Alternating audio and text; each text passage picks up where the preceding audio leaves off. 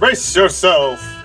We enter the underworld of the worst city in the country, seeking justice with the Batman.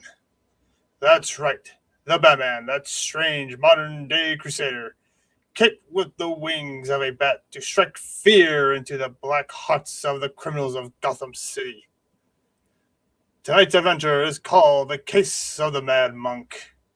Our story begins once again in the office of Police Commissioner Jim Gordon, where he and millionaire Bruce Wayne, who is secretly the Batman, are discussing reopening the case of his parents' murder, one of the most famous cold cases in the history of Gotham.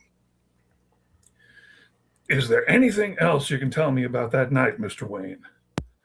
I know this is hard for you, especially after all these years have passed. Believe me, Commissioner, if I could think of anything else at all, I would let you know. Well, and it looks like the whole thing hinges on the weapon. If we could find the gun he used, we might be able to do something about it. I really appreciate you looking back into it. I know it's a long shot, but this is a bit of unfinished business that I really need to take care of before the wedding. I want to know that I've done everything I can for my parents' memory before I start this new chapter. No, I understand completely, Mr. Wayne. We'll do what we can. By the way, have you heard anything about this new religious group that's sprung up lately? And what do you think about it? I'm afraid I don't know anything about it. My family is Episcopalian, but I haven't been to service since I was a boy. Well, it's not spiritual matters that make this group notable. I think they're a cult. Really? What makes you say that? Well, they practically worship their leader, who remains completely anonymous. How can that be? He's a public figure, isn't he? Well, he's never used his legal name. Everyone just calls him a monk. Even though the Catholic Church has made it clear he's not one of theirs. He always wears this red robe, covers everything except his eyes. Ugh, creepy. Yeah. Commish, we got another emergency on our hands. What is it now, Larry? A stoolie phoned in to tip us off that Cajun Jake and his boys are going to hit the National Bank. Oh. Well, that sounds like my cue to leave.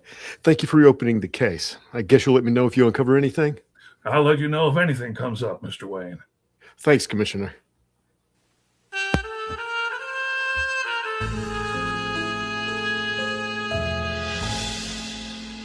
At the National Bank, the notorious Cajun Jake and his crew hold the staff hostage to hold off the impending police. Most of them loot the vault while a couple stand guard right outside the bank doors. Hey, you think the boss is going to bop any of those mooks in there? Anybody? I don't know. It's hard to understand him sometimes. I think you got that right. As the guard watches the police forming a perimeter, a winged shadow swoops down on them with pulled fists.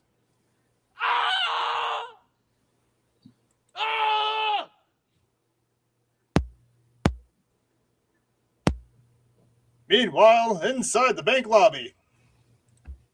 You boys about done packing all the loot? Yeah, boss. We got everything from diamonds to baseball cards out of the deposit boxes. Good, good. We about to blow on out of here, then. You go check on the lookout and tell him. Right. Huh. Where are those mooks?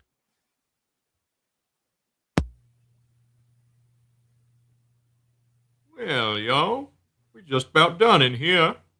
It looks like you's gonna get to see another sunrise as long as them happy boys don't try to crash in here. What is taking them boys so long? Who dat? No saint.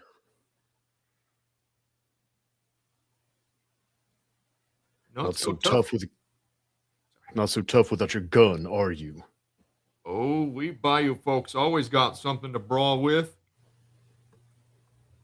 Cajun Jake pulls his switchblade and slashes at the Batman, cutting off his utility belt. Let's see how you do without your toys. The fight continues with neither man achieving victory. Jake, knowing he needs some leverage, grabs one of the bank tellers. He puts up his knife to her throat. Now, you gonna let me go, or this broad gonna get another windpipe. Tu comprend? The Batman searches for something he can use to his advantage, and he finds Jake's gun lying close by. The Dark Knight picks it up and points it at Jake. His hand trembles slightly, making his aim unsteady. What the matter, Batman? Can't you hold a gun straight? I see you. You scared to kill. You can't fool old Jake. You don't got the guts to shoot no gun. Voices from the past haunt the hero as he tries to steady his aim. Bruce, no! Realizing that he is losing control of the situation, the Batman changes his strategy by throwing the gun right at Jake's head. The stunned crook lets go of his hostage, and the hero springs on him, knocking him to the floor and savagely pummeling him with his fists. Stop! Stop! I give up! Just please don't hit me like that again!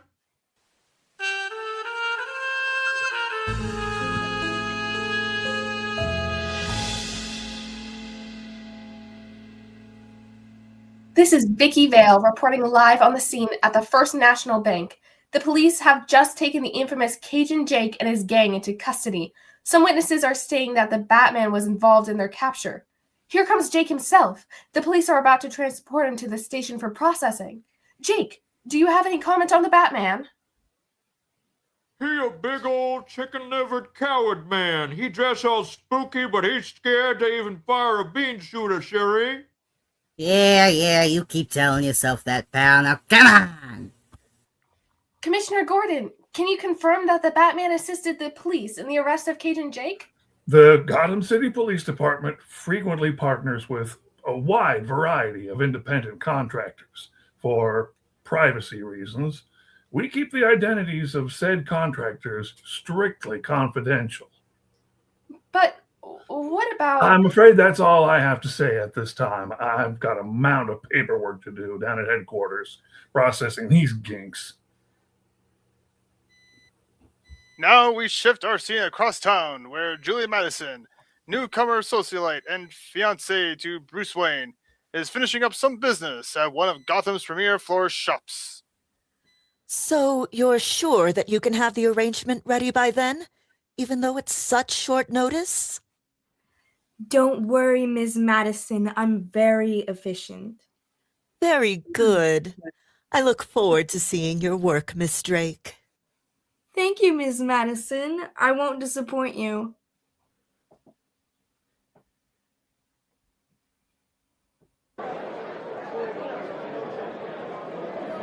That's strange. I wonder what that crowd is all about.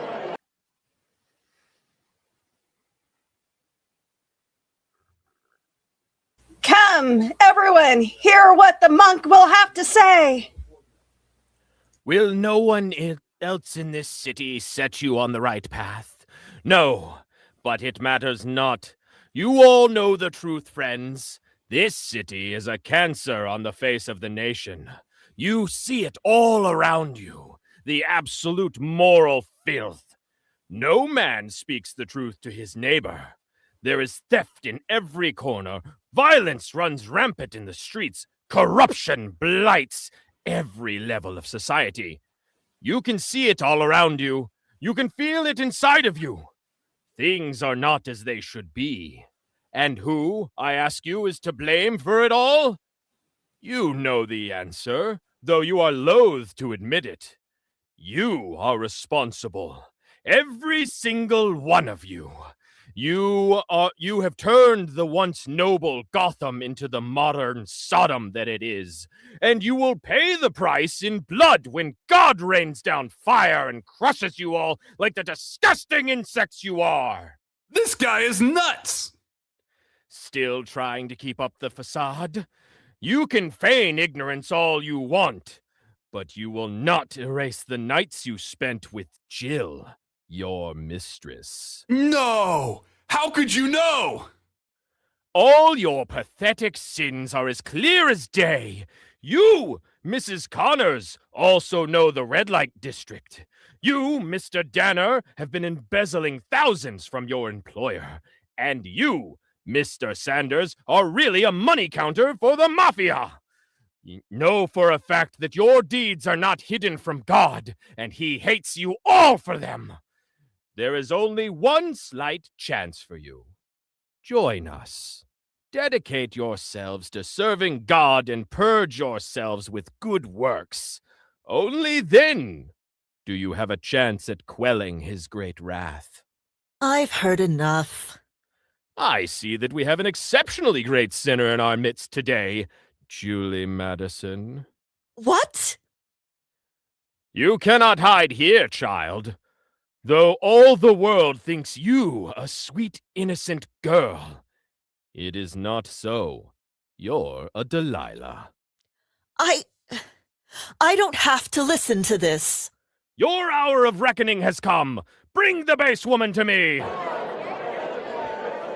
Get your hands off of me! Get away from me! Though you have made yourself disgusting in your moral filth, you still have abilities that make you useful. Look deep into my eyes, child, and see in them your judgment.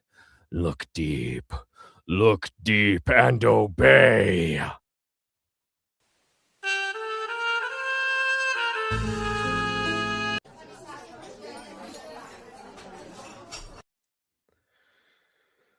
It's tea time, sir. Master Wayne? Are you there? You hear me? Sorry, Master Alfred. Wayne? I've got a lot on my mind. What a novel situation. This is different, Alfred. I take it this is about Miss Madison's new faith. It doesn't make any sense. I know Julie. I'm going to marry her. She's the last person who would join a group like that. I think, deep down, everyone wants to believe in something. I never thought your father would ever be a church-going chap, but your mother came along and changed all that. I remember how the whole family used to attend St. James together. You were such a cute acolyte. Bruce! Bruce, where are you hiding? Come on now. There's no reason to be sad. But I did something bad. You saw it, Mom. I set the tablecloth on fire. Oh, Bruce, that was an accident. You were doing such a great job lighting the candlestick. Your hand just slipped a little. But Father Davis had to run and dump water on it from the bathroom. Well, it didn't burn the altar. Do you think God's mad at me for burning his furniture? Oh, honey, God isn't like that. He loves you, and so do I. Even when I break stuff? Always.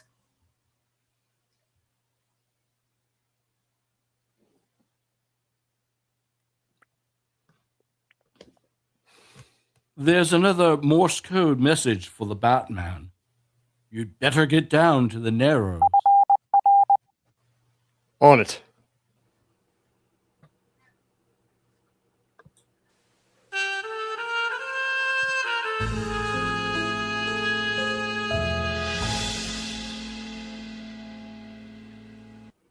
What's the situation, Commissioner? You surprised me. You know, you're a hard man to contact.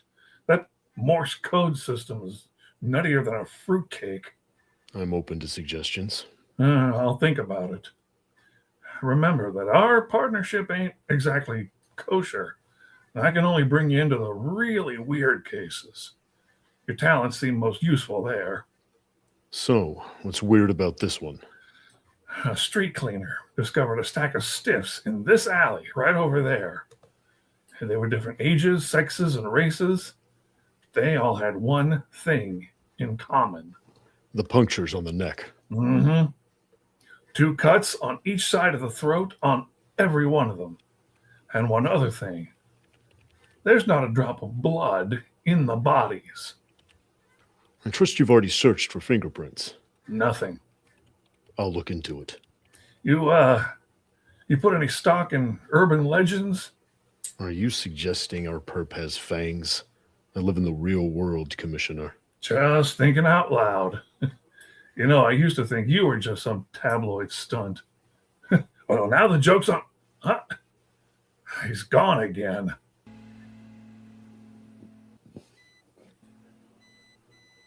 Now we turn to another part of the city. An uptown skyscraper where the rich make their home, high above the dirty streets. A slim figure clothed in black emerges from it, carrying a small bag filled with jewels and even more valuable corporate secrets. The woman with the bag leaps over the rooftop, gradually heading downtown. She lands on a much more modest roof, but another figure surprises her there. Stop! I've been trailing you for blocks. You're a talented acrobat and thief, but the performance stops here. The thief silently strikes at the Batman, and the two fight over the rooftop.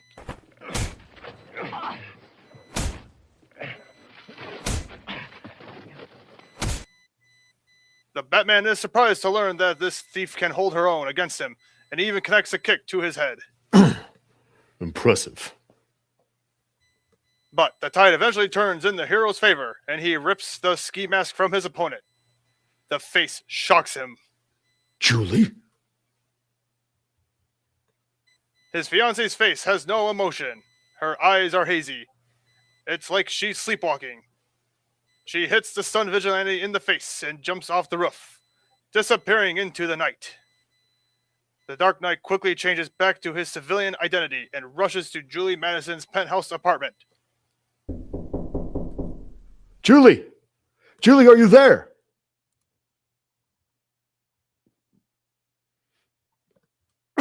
Julie, where are you? There you are. Asleep? Julie, wake up. Wake up, Julie. It's like she's dead. Oh, Bruce. What are you doing? You didn't answer the door. I was worried. Bruce, it's the middle of the night. Why would I be up? Oh, you're a night owl, Julie. You're usually up at this hour. I don't have time for this. Good night, Bruce. Good night, Julie.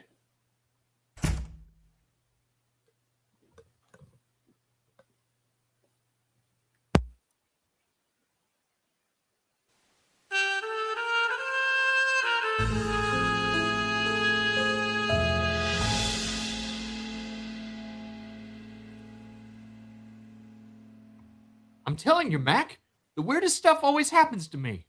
Me and my buddy Sid was out a job, and we was pounding the pavement, looking for some work in a gang or something. We had no luck at all. This economy is trash, Donnie. There's not a single operation willing to take on 2 guys trying to earn a dishonest buck. I don't know, Sid. Do you ever think about going straight? What? Go straight? Donnie, what's happening to ya? I don't know, Sid. Ever since we saw the Batman, I ain't been too keen to get into more trouble. Come on, Donnie. Seeing that thing's like winning the lotto. We already seen it once. We got no chance of running into it again. Maybe you're right.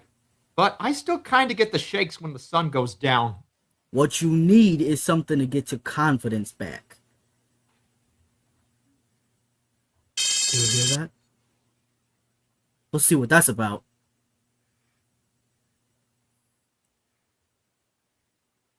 Oh, look at that. A couple of boys are hitting the bank. This is just what you need. Let's give them a hand. They might give us a job. I don't know about this, Sid. Something about those guys don't look right. Oh, you worry too much, Donnie. What? These guys got fangs! Donnie, run! Sid!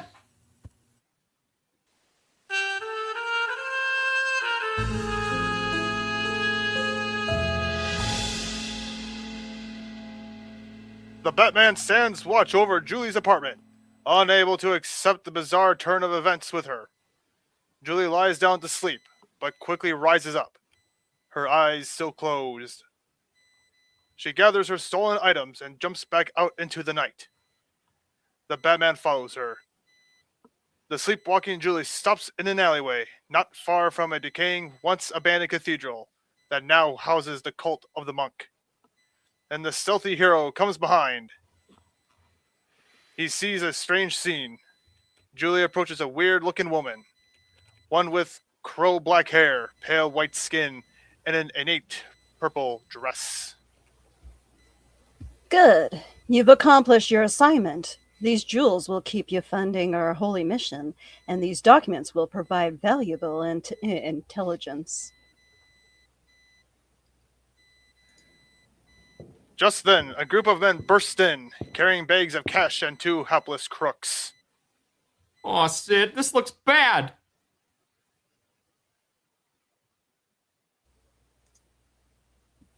And you brought new bodies to swell our ranks. Bring them to me. The woman opens her mouth wide, and 2 huge fangs spring out. The Batman cannot accept what he's seeing, but he still must act. He swoops down between the predator and her prey. Sid, it's him. I see him. Go buy a lotto card after this. Seize the infidel! The minions rush the Batman, but he easily evades.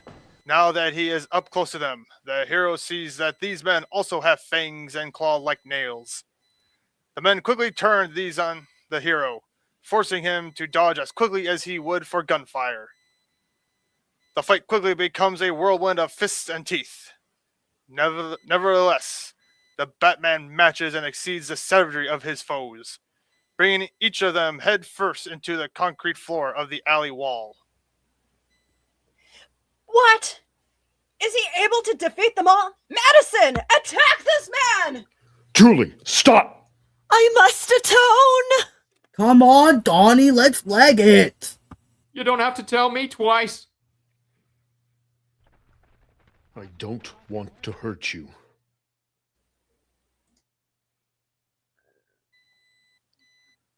Just then, the first rays of dawn streamed down on the city.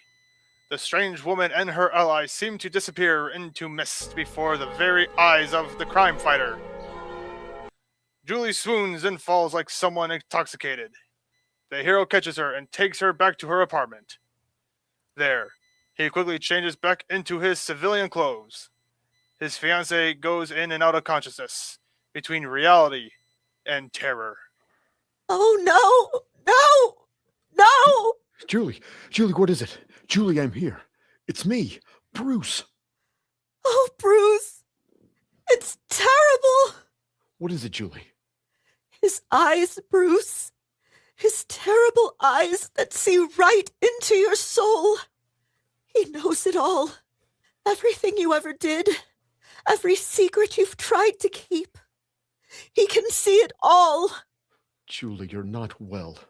I'm going to get you to a doctor. A doctor can't fix what's wrong with me. It's my soul. My soul!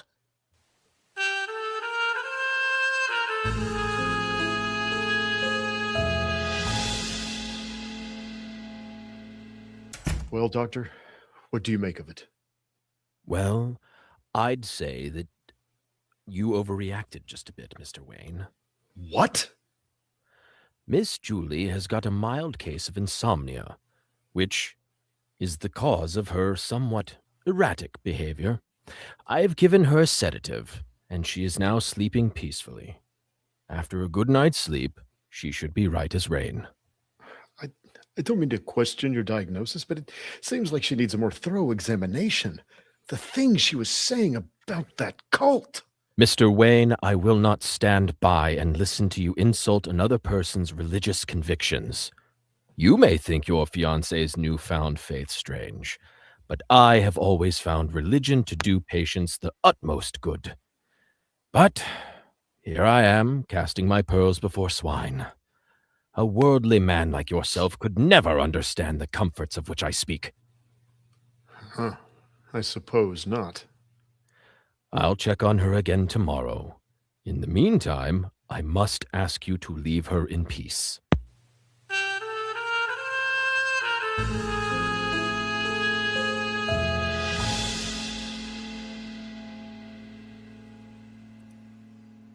What do you make of it all, sir? I refuse to give in to their games. There has to be a logical explanation. Seems to me that logic is working against you here, sir. You saw it with your own eyes. I only saw what they wanted me to see. It's theatricality meant to play on the fears of the weak-minded. Superstition is for criminals, Alfred. I'm a detective. Parlor tricks don't impress me. You're a man who dresses like a bat, Master Wayne. That's theatricality. If you were a man who turned into a bat, that would be something else entirely. I wouldn't have taken you for a dupe, Alfred.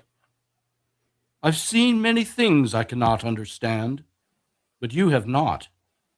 Yes, you are a brilliant detective.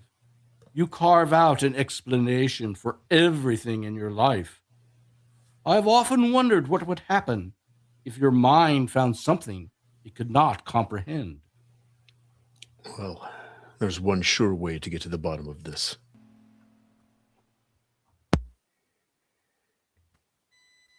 That night, the Batman breaks into the Cathedral of the Cult, looking for answers.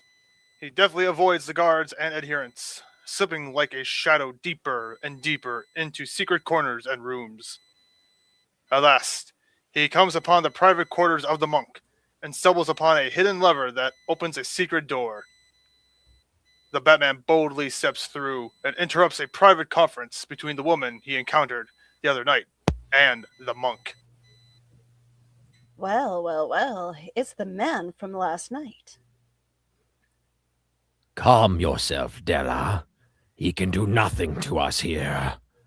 So, you are the infamous Batman, the guardian of this festering wound they call a city. You can drop the rhetoric. This isn't one of your street sermons. Ah, you are every bit the infidel Della said you are. How are you controlling your pawns? Advanced hypnosis? I have no need for anything so crude. Says the man who preys on the weak-minded with sick superstitions. The dental work on your thugs and draining the blood from the bodies were effective, if macabre methods of terror. You are the greatest hypocrite in this city. The minds of all mortals are exposed to my sight. Even yours, Mr. Wayne. You claim to be a detective, a man who follows the evidence wherever it will lead him. But it is all a farce. You impose your own truth on the facts. Force all evidence to serve out the outcome that you have already decided. You don't know me, madman. On the contrary, your mind is as much an open book as any other mortal's.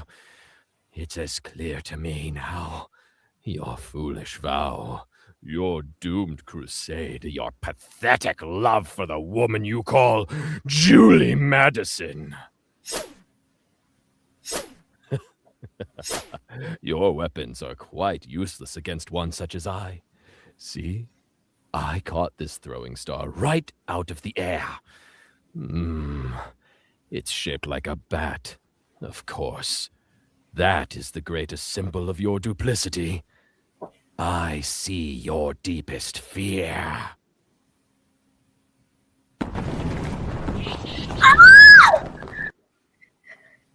Bruce, are you alright? Can you hear me? Mom, I'm hurt. I can't get up. I'll forget Thomas now. Yes, madam. Mom, I'm scared. It's so dark down here. There, Bruce. It's going to be all right. Do you remember the scriptures that Father Davis read on Sunday? God is light, and in him is no darkness at all. In him was life, and that life was the light of men. That light shines in the darkness, and yet the darkness did not overcome it. There's something in here. I can see it moving. Bruce? It's bats! Bats! Ah! The beginning of a terror we can easily harness. Della! Before the eyes of the Dark Knight, Della metamorphosizes into a hideous giant bat with red eyes, huge black wings, and gleaming fangs. Believe, Batman, and die! The monk casually walks out of the room as the creature charges into the Batman. This begins a terrible battle, the hero with his fists against the fangs and claws of his foe. The wide chamber echoes with the battle. Finally, the Dark Knight realizes that he must retreat and manages to run back through the secret doorway. Della pursues him through the cathedral. You cannot escape, infidel. I can smell the very life pumping through you. As he flees, the Batman gets glimpses of dark things hidden all throughout the place. Pits, cages, and eerie shadows. When the hero reaches the outside, the vampire grabs her prey and takes flight into the night sky on leather wings. The Batman fiercely punches her, but to no avail. Suddenly, the she-bat drops him, sending him plummeting into the city below. The Batman thinks quickly and spots a laundry line coming within his grasp. He grabs it and swings through the air. The hero definitely lands on a nearby rooftop. But Della does not give him time to recover. She begins swooping down toward him, her claws open to tear into him. The hero runs at the shrieking harpy and jumps on top of her shoulders, wrapping her face in his cape. The creature flails around, trying to shake him, but the Batman holds on, ever so slightly steering her towards a nearby skyscraper. Della breaks through its windowed side, causing a cascade of glass, which, the Dark Knight notices, does not reflect her image. As they land inside the building, he jumps from the creature's back and takes his stand in front of the shattered window. You cloak yourself in fabric wings and hide behind masks, but we are the truth and merely imitate. We are the true Batman. Not in this city. Della charges him. Right before she hits him, the Batman leaps out of the window and unfolds his cape, gliding to a nearby rooftop. Della's momentum takes her out into the air and right into a wooden flagpole fixed to the opposite building. The creature screeches in pain as the wooden pole goes right through her chest. She briefly returns to her human form, and then goes limp. Her body dissolves into dust before the eyes of the Crusader. He takes only a moment to give a sigh of relief, then heads to his incredible Batmobile to return to the Batcave.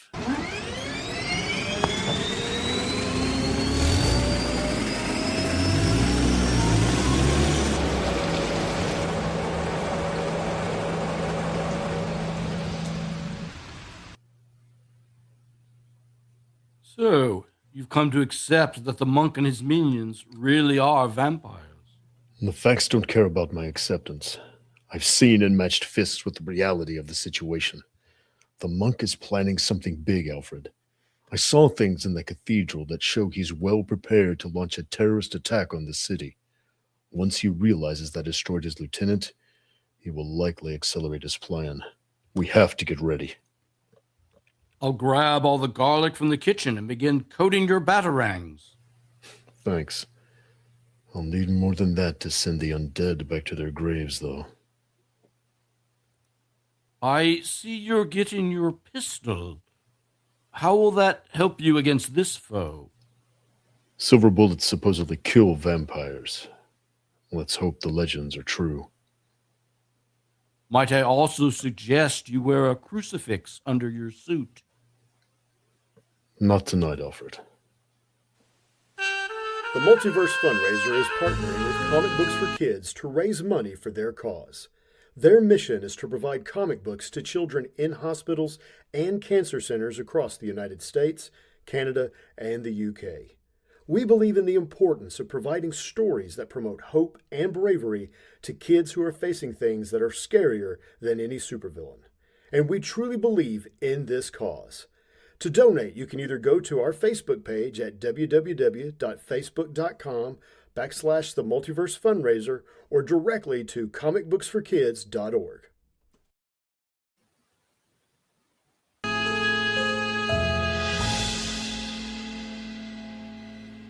But while the Batman and his trusty butler make their preparations, the dastardly villain makes some of his own.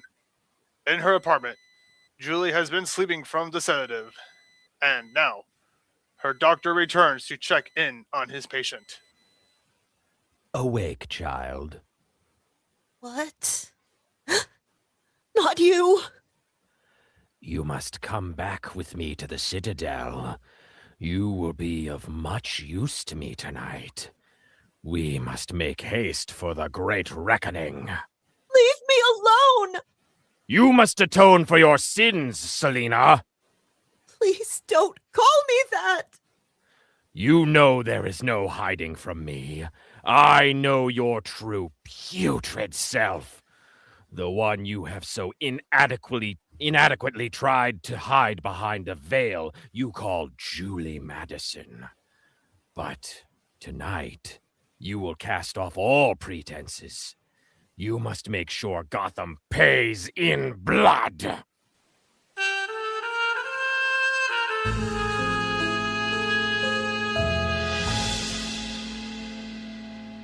Meanwhile, at the police department, Commissioner Gordon is about to face one of the greatest threats to his tenure.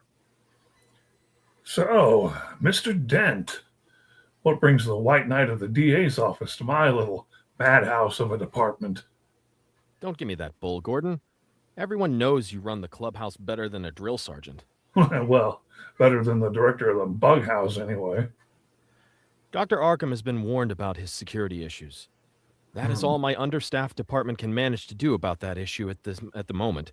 Which, to get back around to the question, is why I'm here. It's your little contractor, Gordon. The GCPD takes great care to ensure that all of its contractors abide by the law while acting in any official capacity. Quit the public relations garbage. I'm not pressing charges against you. Quite the opposite, in fact. I want to meet him, Gordon.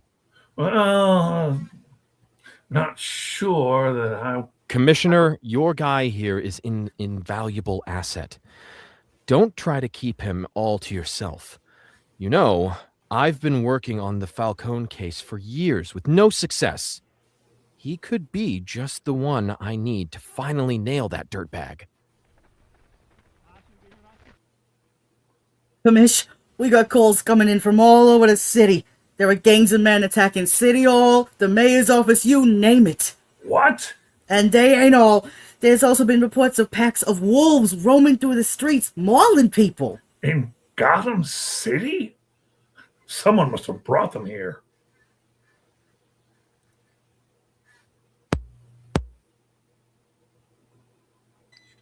As if in response to the commissioner's comment, a white wolf bursts through the window. It lands on the desk and bares its teeth at Gordon before lunging at him.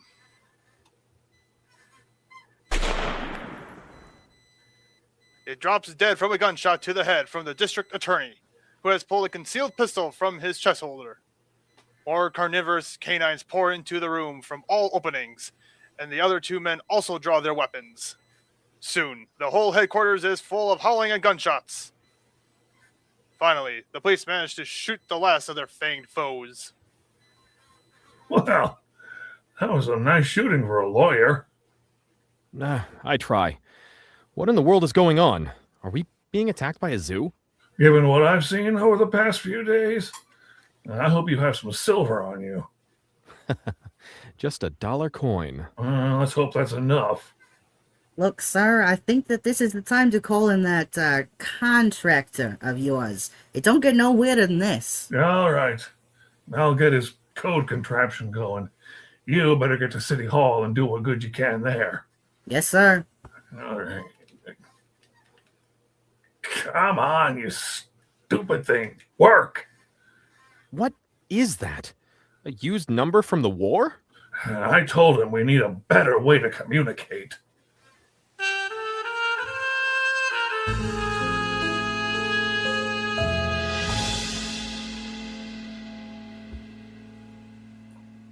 Master Bruce, every radio station in the city is reporting hordes of vampires attacking.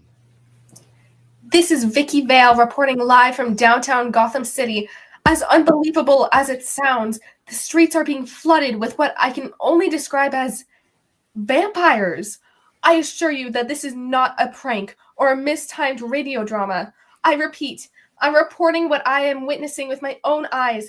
Lanky men with gray skin, nails like claws, and feral fangs. We've gotten word that they have taken over City Hall, and they appear to be engaged in a ghoulish march through the city.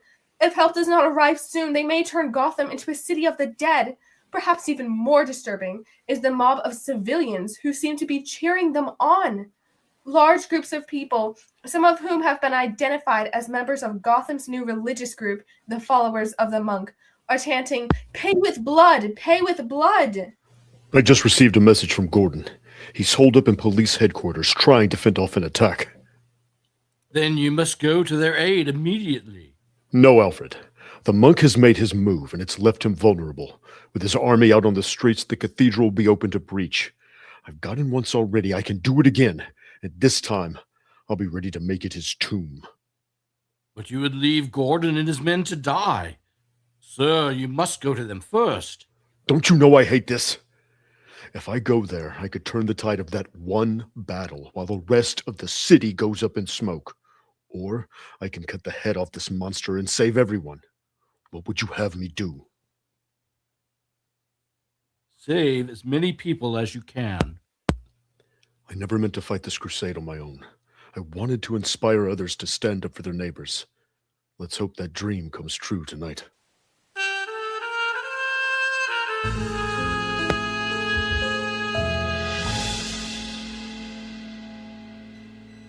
Across town, as Vicky Vale is reporting, danger destroys the media's objective. We have just received word that police headquarters is also under attack from wolves. There's... Hey, Sid, that news lady is getting attacked. Oh, what? Donnie, we gotta get out of here. They're gonna suck out her blood and make her one of them.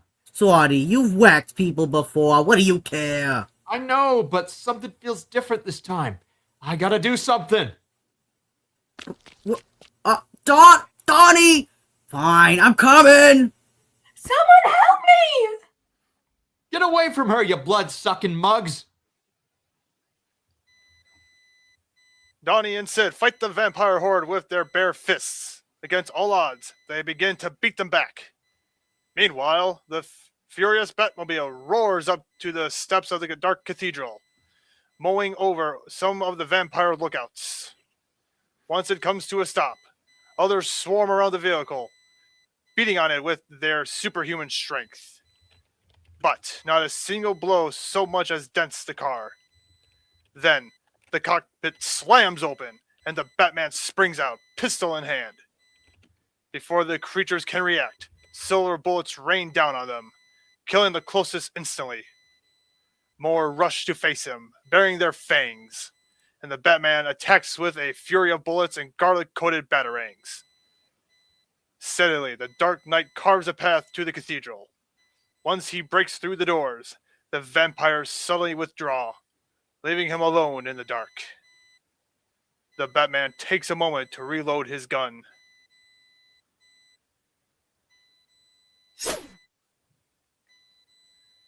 His hands tremble slightly, and he struggles to breathe.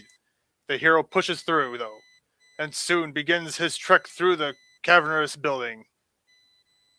As he retraces the way that leads to the monk's secret chambers, not a single vampire or wolf impedes his way. He tenses at every sound, but finds no one inside. Wary of some new kind of danger, the Batman carefully enters the room. Finding it empty, he pulls the secret lever. Instead of opening the door like before, it causes the floor beneath his feet to open, and the Dark Knight falls down a tube. When he reaches the end, he lands in a pit hewed from cement. Did you really think I would be so foolish as to leave myself with no defense against your attack? The Batman scans the top of the pit, but sees no trace of the monk. I see that you have finally been humbled enough to concede to my reality. Your bullets and garlic have no effect on my little pet here. A hairy creature begins lumbering toward the hero. A towering gorilla at least 8 feet tall. It runs towards him. The Batman barely evades his first strike, a blow that makes a crater in the wall. This city has many secret vices. Businessmen that will do what I demand to keep their misdeeds secret. Bored scientists who like making monsters. City administrators whose greed makes them willing to betray security secrets. Your precious Gotham is falling to her knees before me. Soon, I will make her mine. I thought you wanted to destroy this filthy sinkhole. That was all. What was your word? Ah, yes, rhetoric. God ceased caring about you humans long ago. But your fear and your guilty conscience make you quite susceptible to the power of suggestion. If you convince the rats that the ship is going down, they'll cling to the cat who offers them a bit of driftwood. The Batman continues narrowly avoiding the grasp of the villain's ape, knowing he has nowhere to run. The gorilla's rage increases with every moment he fails to catch the intruder, making his attacks even more savage. Gotham will not merely satisfy my thirst. It will become the first city of the undead. It will be the womb that gives birth to my army. The greatest the world has ever known. I have waited and plotted for 2 generations, choosing this place among all other cities in the world. None bears more guilt. None is more pliable. The Batman takes a vial from his utility belt right as the gorilla finally manages to grab him. The creature lifts him up into the air and opens its maw wide to rip him into pieces. But the Batman throws the vial right into his mouth, and it shatters, releasing a cloud of smoke that covers the gorilla's head. The hero kicks the ape, and it falls unconscious to the ground, releasing the man. The Batman quickly takes his grappling rope and throws it to the mouth of the pit. He climbs out, only to find another danger awaiting him. Julie, stop!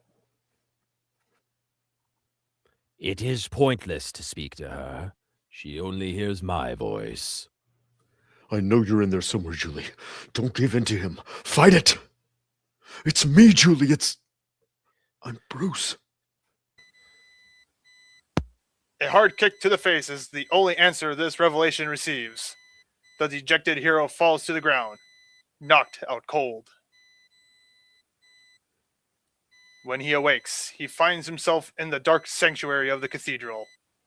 The monk stands behind the pulpit at the center, with a huge crowd of vampires overflowing the pews. Commissioner Gordon, Officer Lance, DA Harvey Dent, and other prominent city leaders are tied to the altar, beaten and bloodied, along with Vicky Vale and even Donnie and Sid. Julie stands by the side of her vampire priest, chained to his will. You have done well this night. You have all brought this wretched city to its knees. It does not matter that we must take cover while the boiling sun makes its temporary reign of the day. We have its leaders, its warriors, its judiciary, and its media. Now, we will convert them, and the city will be ours!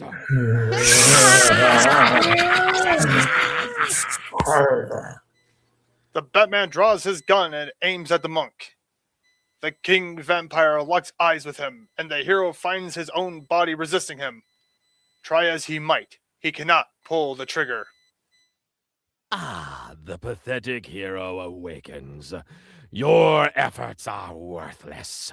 You cannot save this city. You cannot save yourself. Just like you could not save your parents. Shut up. That is your true guilt. The reason behind everything you do. You feel it every moment, don't you, Bruce? The blood is on your hands. That movie was so wizard. Zorro is the best. Thanks so much for taking me, Mom and Dad. You're welcome, Bruce. I'm so glad we could make it happen, son. How you begged for them to take you. For weeks you had talked of nothing else, you little heathen. Your father was so busy healing the sick that the only showing he could attend with you was the last one of the night. You knew it was against his better judgment, especially to be out that late. But in your selfishness, you did not care. Stop right there. He's got a gun, Dad. Take it easy. What do you want? I want your pearls, lady, and whatever else you got on you. Just give him what... Get back, you bandit! You're not taking any of our stuff! Bruce!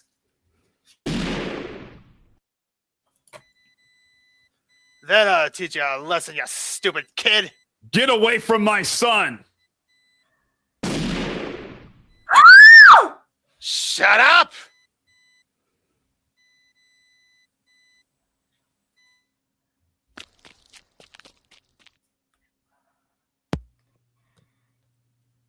Mom?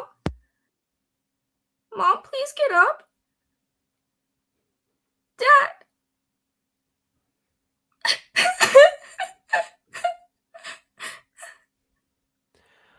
And so it was. You killed your own parents. No amount of playing hero will ever wash that away. Accept your fate. Accept your deserved damnation! The Batman stands transfixed. All around him, living shadows seem to sweep over the sanctuary. They join the vampires in a macabre dance as the monk walks to the altar, where their victims are tied down. Now we will take their blood for payment, and my reign will begin!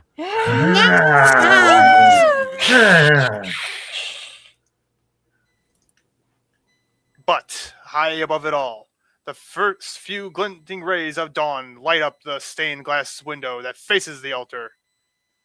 The Batman looks up at it as once more a voice from his memory whispers to him. Remember, Bruce, that light shines in the darkness, and yet the darkness did not overcome it. Though he still cannot shoot the monk, the Batman finds that he is able to lift his arm. He reaches, with strength he did not have a moment ago, aiming at the window, and fires a single shot. That single bullet somehow shatters the entire stained glass, and rising sunlight streams into the building.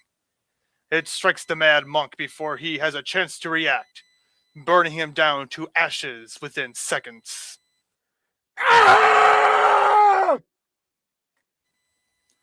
The light does the same to his army and obliterates all shadows from the cathedral. The monk's hold on the Batman is broken instantly. He throws the gun away and rushes to Julie, who collapses into his arms. Commissioner Gordon and Officer Lance also awake and quickly free themselves and the other prisoners. The Commissioner approaches the hero as he begins to carry Julie to the Batmobile. I need to get this woman to a hospital. I trust you and your men can take care of the rest. You got it.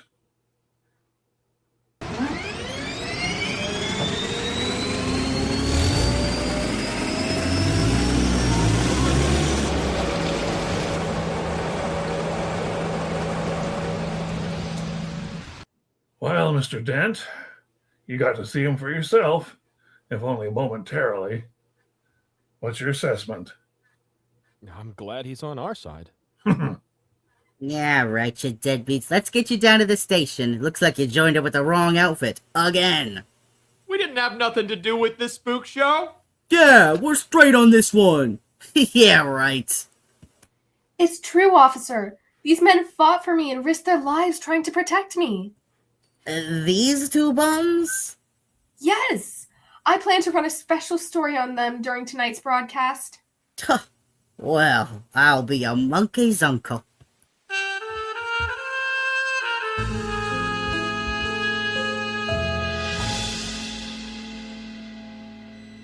Days pass by, and Gotham City returns to normalcy.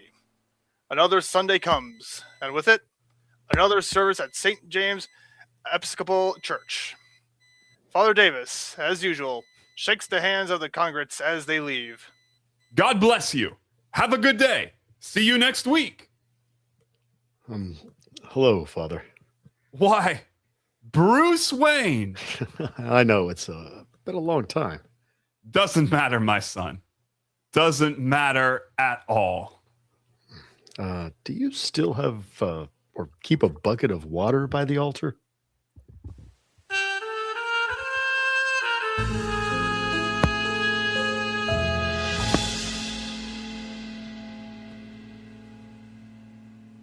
Well, now that all this blood-sucking nastiness is behind us, it looks like we will finally get a quiet evening for once.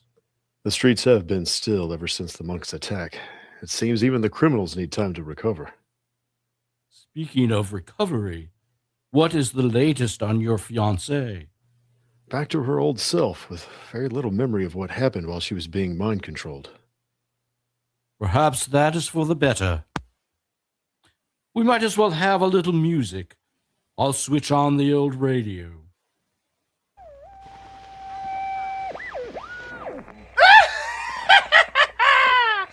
Good evening, Gotham City!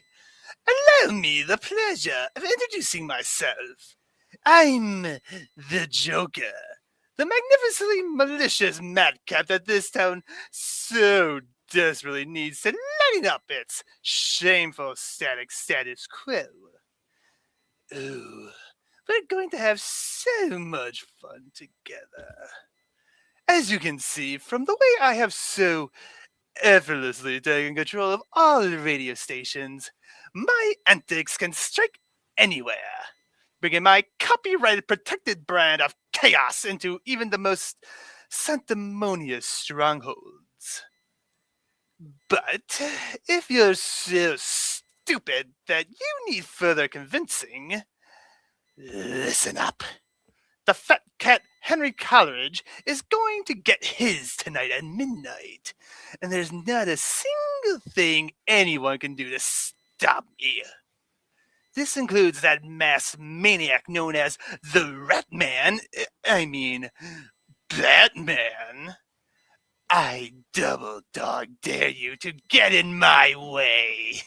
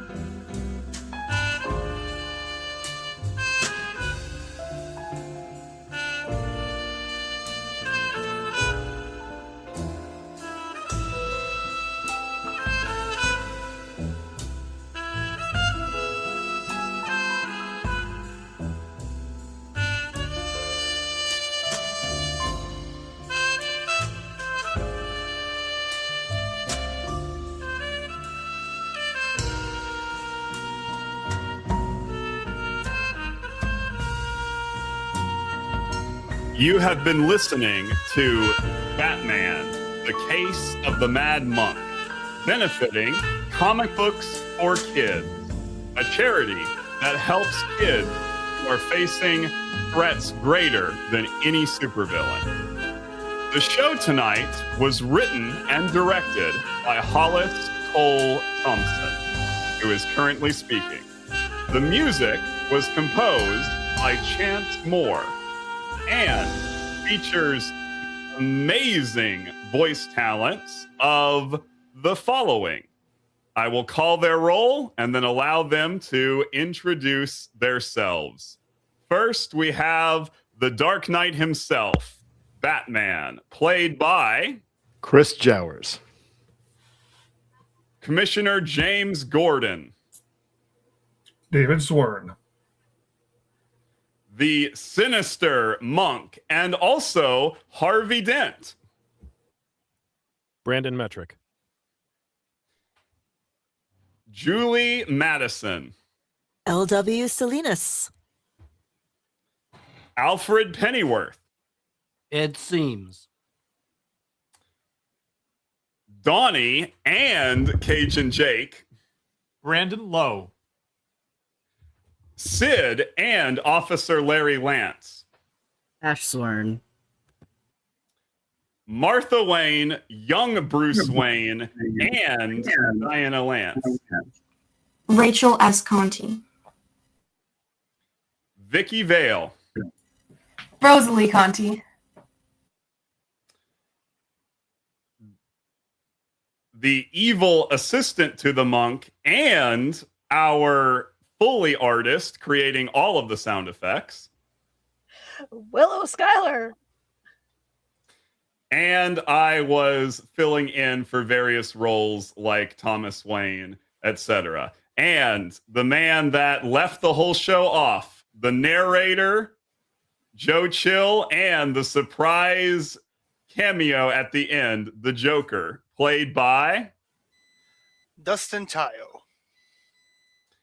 This was such an amazing cast to work with. They worked so hard on this show, and they did such an amazing job of making the script come to life.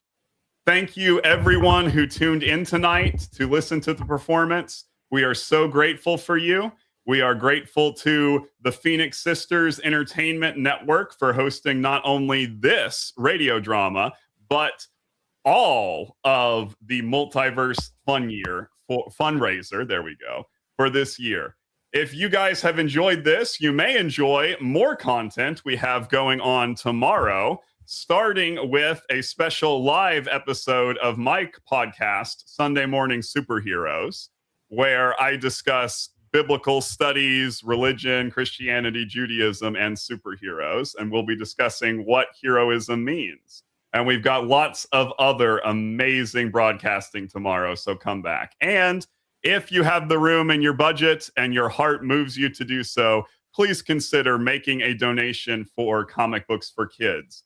You can see the little clicker at the bottom that you can go to facebook.com/the Multiverse Fundraiser, and you will find pinned to the top of the feed the link where you can make a donation. Have a great night, everyone. Thank you again. The Multiverse Fundraiser is partnering with Comic Books for Kids to raise money for their cause. Their mission is to provide comic books to children in hospitals and cancer centers across the United States, Canada, and the UK. We believe in the importance of providing stories that promote hope and bravery to kids who are facing things that are scarier than any supervillain. And we truly believe in this cause. To donate, you can either go to our Facebook page at www.facebook.com/the Multiverse Fundraiser or directly to comicbooksforkids.org. The Multiverse Fundraiser would like to thank our sponsors: Earth Dog Studios, Clobbern Comics, The Art of Brian Rodman, Studio Moonfall, Elusive Comics, and of course, the Phoenix Sisters Entertainment Network for hosting this event. Learn how to support these businesses on the MVFR website.